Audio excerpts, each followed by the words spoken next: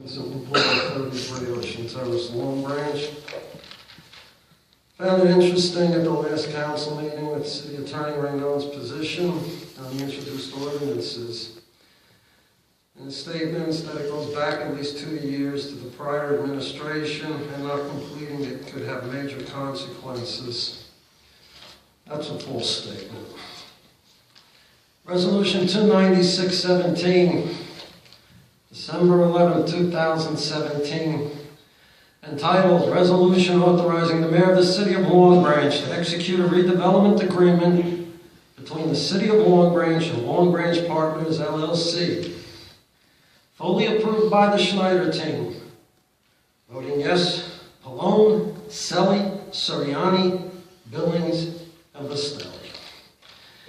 In this resolution, it reads as follows, quote, whereas the redeveloper was conditionally designated, and I say conditionally with emphasis, designated as the redeveloper of the property December 27, 2016, which conditional designation has been extended and continued while the partners have been engaged in a collaborative design process and negotiation of the team's rights and obligations with respect to the proposed project for the property as set forth in the agreement.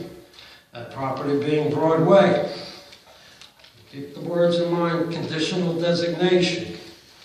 Also in Resolution 296-17, the redevelopment agreement appears the following. Article 13.1, entitled Restrictions and Transfers. Prior to the issuance of a certificate of completion for the Broadway project, or any part thereof, and I put Broadway in there to let you know what we're talking about, pursuant to NJSA 48-12A-9C, except as otherwise permitted by this agreement, including any conveyance to a qualified entity pursuant to Section 2.6, redeveloper shall be without the power to sell, lease, or otherwise transfer the project or any such part of without the written consent of the city. Remember that. No obligation is here on the part of Team Pallone concerning a 30-year tax abatement for Broadway. Again, Article 13.1, 296-17, redevelopers shall be without the power to sell, lease, or otherwise transfer the property without the consent of the city.